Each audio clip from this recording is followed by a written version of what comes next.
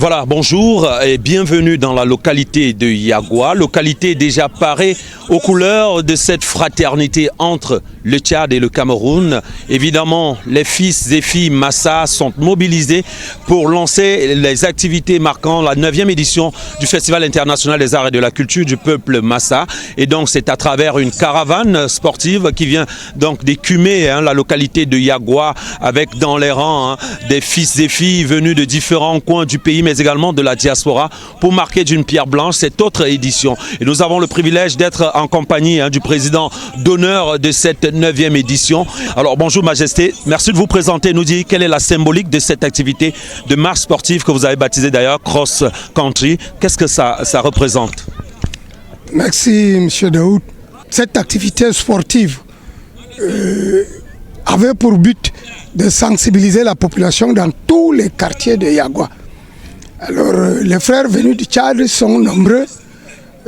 Vous avez constaté également, comme moi, que c'est un sport de masse qui s'est passé dans de très bonnes conditions. Le sport est également un modèle de santé, vous venez de le démontrer. On pourrait également dire Paris tenu malgré la triste nouvelle tombée cette nuit, celle du décès d'une digne fille de cette localité, la personne de l'honorable Isabelle Silikam, députée à l'Assemblée nationale.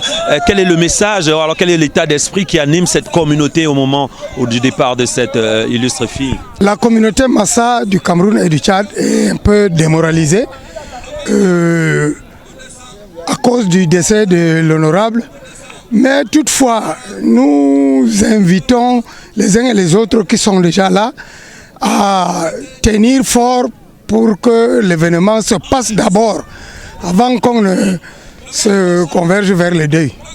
Voilà, vous venez de l'entendre, on est désormais rendu à la phase d'étirement après cette longue marche. On est parti de la place du stade municipal de Yagua pour ce site qui déjà laisse apparaître les tentes, mais également les scènes de spectacle qui vont abriter rencontres, expositions, mais également spectacles. D'ailleurs, ce soir, vous vivrez une autre caravane, celle des artistes, avant la grande fête, le grand spectacle qui laissera place aux artistes des rythmes modernes, mais également des rythmes traditionnels, pour annoncer les couleurs de cette 9e édition du Tokna Masana qui, on le précise, connaîtra sa cérémonie protocolaire officielle donc le 30 juin prochain. Ce sera en présence du ministre des Arts et de la Culture, représentant personnel du président de la République, mais également d'un autre fils digne et très impliqué dans cette organisation, le ministre de la Jeunesse et de l'Éducation civique, Mounouna Futsu.